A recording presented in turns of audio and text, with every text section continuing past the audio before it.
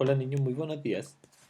Acá les traigo un nuevo video en el cual seguiremos revisando esta lección que es de la materia y sus cambios, correspondiente al objetivo de aprendizaje número 15, en el cual hay que medir e interpretar la información obtenida al calentar y enfriar el agua, considerando las transformaciones de un estado a otro.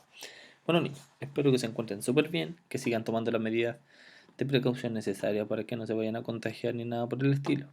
¿Ya? Esta es la clase correspondiente a la semana número 19 del día lunes 10 de agosto. Recuerden que al ratito yo me saco de la pantalla para poder optimizar bien todo. Esta era su actividad, en la cual ustedes tenían que ver esta curva correspondiente al enfriamiento del agua. Recuerden que en la clase anterior revisamos y analizamos la curva de calentamiento del agua. Por lo tanto, acá lo que debían hacer, sin complicarse, es identificar en qué estado básicamente se encontraba el agua.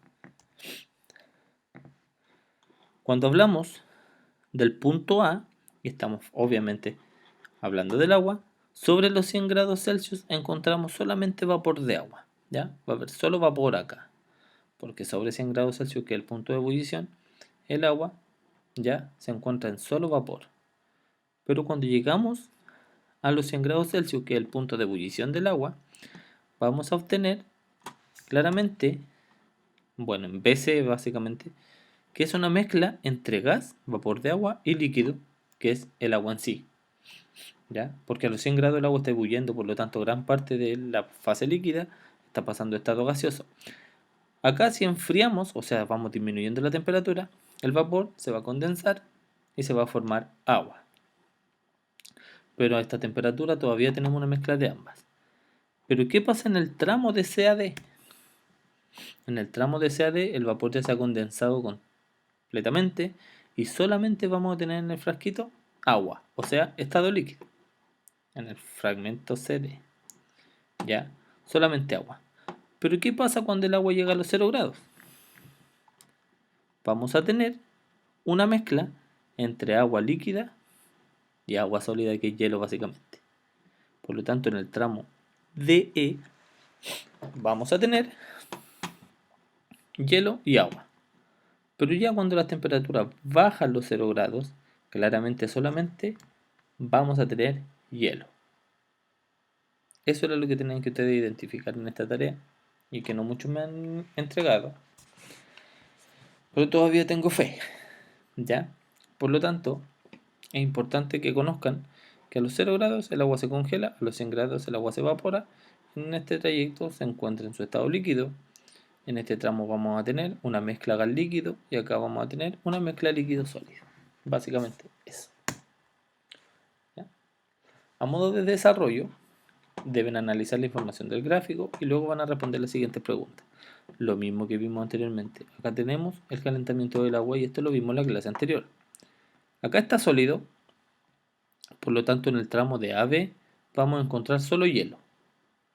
En el tramo de BAC vamos a tener hielo y agua. Es lo mismo que este, chicos, pero es para el otro lado. Acá vamos a tener hielo y agua. De C a D solo tendremos agua. De D a E tendremos agua y vapor. Y de E a F finalmente tendremos solo vapor. Esas son las características que tiene este elemento tan importante que es el agua. Por lo tanto, ¿en qué estado de la materia se encuentra el agua en el punto A? ¿Cómo es el movimiento de las partículas?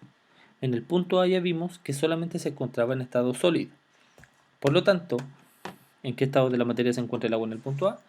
El agua en este punto se encuentra en estado sólido.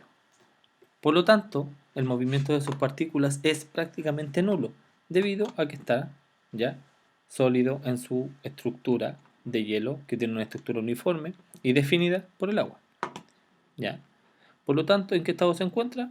En estado sólido. ¿Y cómo es el movimiento de las partículas? Es muy disminuido, casi ningún tipo de movimiento. En la pregunta B le pregunta ¿en qué tramos de la curva la temperatura se mantiene constante? ¿Qué significa que permanezca constante? Cuando la temperatura está constante significa que no hay variación de temperatura. ¿Ya? Acá, si ustedes se dan cuenta, estamos, imagínense, a menos 10 y aquí la temperatura va subiendo. Luego de C a D, la temperatura va subiendo. luego de E a F, la temperatura va subiendo. Por lo tanto, los tramos en los que no hay variación de temperatura o que se permanece constante es en el tramo BC y en el tramo DE. Acá, ¿qué tramo en la curva de temperatura se mantiene constante? En el BC y en el DE, básicamente. ¿Qué significa que permanezca constante? Significa ya que no varía la temperatura, ni va a incrementar ni va a disminuir. Se va a mantener constante. ¿Ya? En la pregunta número C dice ¿qué representa el tramo CD y qué ocurre en este tramo? ¿Qué representa el tramo CD y qué ocurre en este tramo? ¿Ya? Del tramo CD es básicamente todo el rango de temperatura en el que el agua se encuentra en estado líquido. Y claramente el agua está adquiriendo una mayor movilidad porque estamos incrementando la temperatura. Va a incrementar su temperatura, va a haber mayor calor y todo eso va a pasar por el incremento de la temperatura. Y también va a pasar que el agua que se encontraba sólido líquido va a pasar a contar agua líquido gaseoso. Eso. Y finalmente, ¿en qué estado de la materia se encuentra el agua? En el tramo EF. En el EF, el agua se encuentra básicamente en vapor. En el tramo DE se encuentra vapor y líquido, pero en EF, como es mayor a 100 grados, se encuentra solamente como vapor. ¿Cómo es el movimiento de las partículas? Cuando el agua está evaporada, el movimiento de las partículas es gigantesco. Todas las partículas se mueven, por eso el vapor utiliza el mayor espacio posible. ¿Ya? Por lo tanto, una de las cosas importantes para el estudio de los cambios de temperatura en el agua y todos los estudios de termoquímica básicamente que estamos haciendo es gracias a que podemos medir su temperatura. ¿Y cómo se puede medir la temperatura? Claramente aparece acá cómo se construyó el conocimiento que permitió la invención del termómetro. Recuerden que la temperatura se mide con este instrumentito que es el termómetro. ¿Ya? Debe leer la siguiente información que lo ayudará a conocer el aporte de cada uno de los siguientes personajes para la invención y perfeccionamiento de un instrumento de uso cotidiano como es el termómetro y que está tan utilizado actualmente, ya que para entrar a cualquier lugar te toma la temperatura, hasta el mismo colegio, ¿ya? Si está sobre una temperatura referencial, no pueden entrar porque hay sospecha de este virus, de esta pandemia que estamos viviendo, que es el SARS-CoV-2 o COVID-19. ¿Ya? Por lo tanto, los invitamos a participar de esta construcción, para lo que deben investigar sobre el termómetro indicado y dibujarlo o pegar una fotografía. Además, les vamos a presentar algunos adelantos que se produjeron en el mundo. Ya me voy a sacar ahora.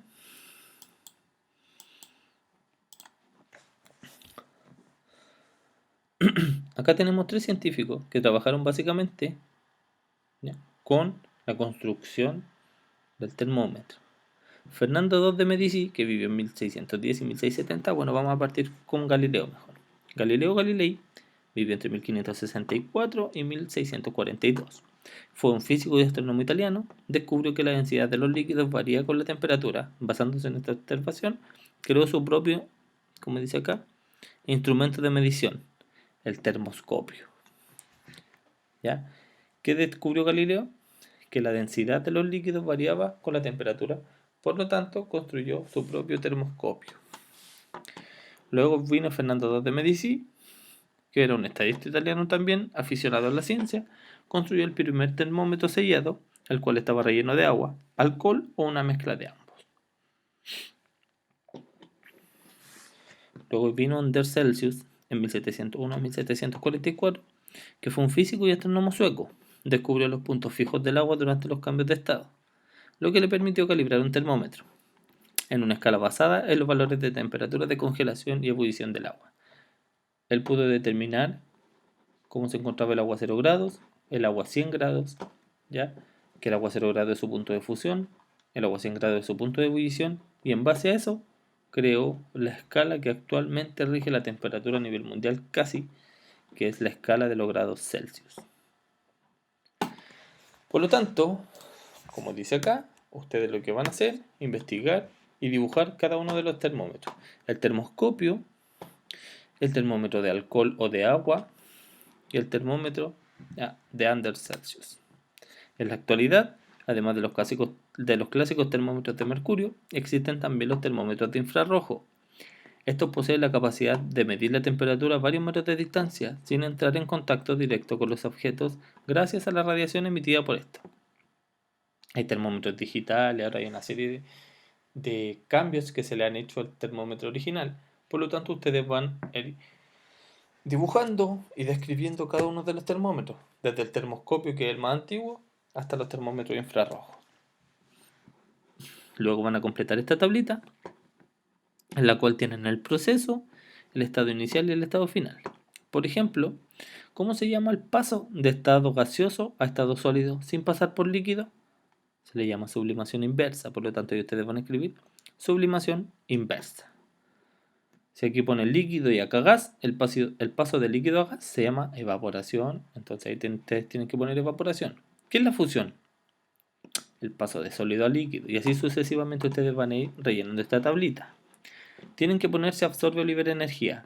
Recuerden que para pasar ya de un estado menos móvil a uno más móvil, o sea, por ejemplo, de sólido a líquido o de líquido a gas, se absorbe energía. Para enfriar o cuando enfriamos algo, se libera energía. Ya tienen que seguir acá el diagrama de las flechitas de colores, en la cual aparecía la flecha roja para indicar el proceso y que hay un incremento en la temperatura, y las flechitas azules para indicar el proceso y que hay una disminución de temperatura. Y ahí ustedes van poniendo. Si se libera energía, más. Si necesita energía, menos. Súper simple. Ahora vamos a analizar esto, que Paulino y Felipe decidieron estudiar los cambios de estado que experimenta el agua. Para ello armaron un montaje como se representa en la imagen, depositando cubos de hielos al interior de un vaso de precipitado y luego aplicaron calor con la ayuda de un mechero hasta que estos se derritan y comiencen a hervir. Ya pusieron hielo en este vaso, le pusieron el mechero y le entregaron energía para que estos se derritieran y empezaran a hervir, y tenían un termómetro ahí tomando la temperatura. Según lo descrito, ¿qué cambios de estado esperaría que experimentara el agua? Ya, si ponen hielo y los calientan, el paso de sólido a líquido y luego de líquido a gaseoso. Ya. ¿La energía térmica que se necesita para la vaporización del agua es mayor o menor que el requerido para la fusión? ¿Por qué? Ya, esto es una pregunta de investigación que tienen que responder ustedes. ¿Qué creen ustedes, chicos? ¿Que se necesita más energía para hacer hervir el agua o se necesita más energía para congelar el agua? Ustedes lo tienen que investigar y determinar. Y finalmente, ¿qué sucederá con la temperatura del agua con el transcurso del tiempo? Una buena pregunta. Y a modo introductorio, ya que hemos visto que cuando las moléculas de agua se calientan, se les entrega energía térmica, estas adquieren movilidad y otras cosas. Por lo tanto, la energía se va transformando. La energía calórica en movimiento, la energía química en otras cosas, la energía eléctrica en luminosidad. Por lo tanto, actualmente hay que seguir con la energía. Como ustedes pueden ver, acá tenemos unos molinos gigantes que se mueven con el viento y ese movimiento produce energía eléctrica. ¿Ya? Las centrales eólicas, eso es lo que vemos ahí, utilizan la energía del viento. Por ello no requieren del uso de combustibles fósiles y en consecuencia no emiten gases contaminantes al ambiente. Además están ubicados lejos de la población humana, por lo que no alteran la vida de las personas, pero sí modifican un poco el paisaje. Por lo tanto, a modo de cierre, las manifestaciones y las transformaciones de la energía es lo que sigue. Ya como pueden ver acá, transformamos la energía eólica en energía eléctrica. Y si ustedes se darán cuenta que en nuestro planeta, en nuestro universo básicamente, nada se crea ni se destruye, ni la materia ni la energía, todo se transforma. Por lo tanto, el propósito de la lección, y a modo de cierre, deben identificar en situaciones de entorno cercano los tipos de manifestaciones de energía y las transformaciones que éste experimenta, comprendiendo su importancia tanto para los procesos vitales de los organismos como para el funcionamiento de aparatos de uso cotidiano. ¿Ya? Por ejemplo, un equipo de música utiliza energía eléctrica para transformarla en energía sonora. Una ampolleta utiliza energía eléctrica para transformarla en energía lumínica. A eso se refiere con las manifestaciones y las transformaciones de la energía. Chicos, espero les haya quedado claro. Nos vemos en la conexión online. Que estén bien. Chao, chao.